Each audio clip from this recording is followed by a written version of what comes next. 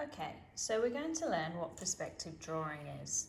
Our first activity, you'll need a piece of paper and a ruler and a pencil.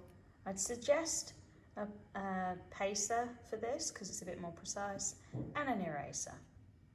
So, first off, we're going to learn what perspective is. Perspective is a drawing technique that is used to illustrate dimensions, specifically 3D, through a flat surface. There are many forms of perspective drawing, such as 1 point, 2 point, 3 point, and they all utilise the same principles: a vanishing point, a horizon line, and a subject view.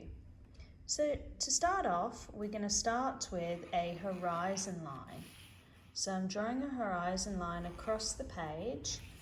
This is like the line that comes above the ocean. So it's called a horizon line. Such a horizontal line like so. And then at either end, I'm going to pop a cross, and each of these crosses will become what's called a vanishing point.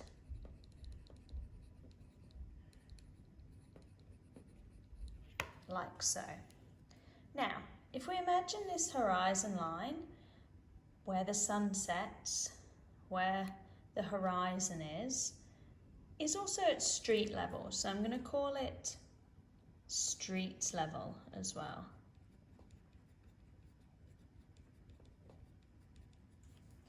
And then I'm going to pop a line somewhere in the middle, like so.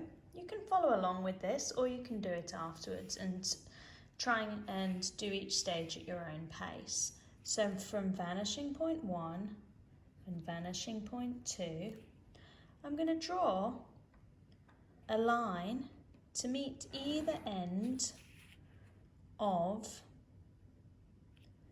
this central vertical line that I created.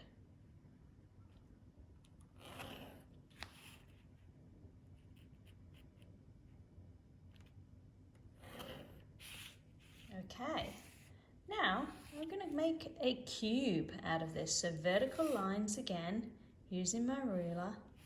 I've now got a cuboid shape. So if I just shade this in, you should be able to see it.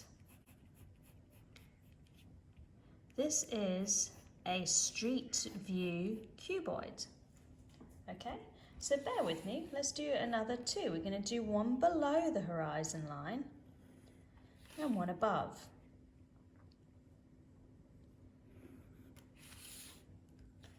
So same process. We take our lines back to vanishing point 1. This type of perspective that we're doing here is actually 2-point perspective.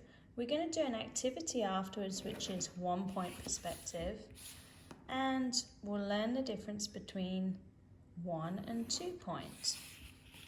We'll also do a more complicated tutorial using 2-point perspective as well. So you can see here I'm taking all of those lines back to either side, either vanishing point,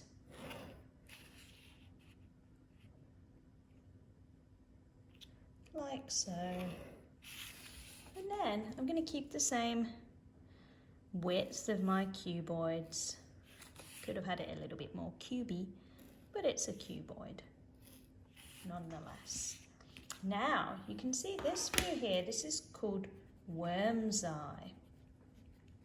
This is from above, so I'm looking down on it. And this one, oh, my mistake, this one's bird's eye. Apologies. So when I'm looking down on it like a bird, this is bird's eye. And when I'm looking up at something as if I am a worm, this is worm's eye.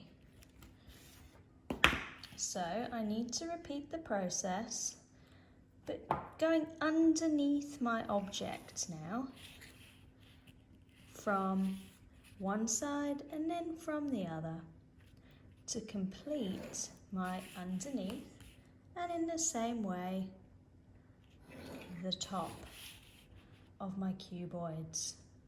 Nearly there. You can see how the pacer is particularly helpful for this. So I'll put a little bit of shading on so you can see my cuboids. my worm's eye, and my bird's eye. That's the top, and this is the base. We'll learn more about shadow later. So I've got 1, 2, and 3. Worm's eye, street view, and bird's eye.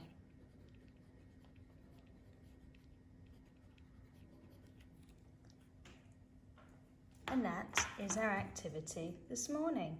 So now go and grab some paper, a ruler, and a pacer, and an eraser, and have a go yourself. I'll put some steps onto Minerva and this final image for you to copy. Thank you, ladies. Have a go.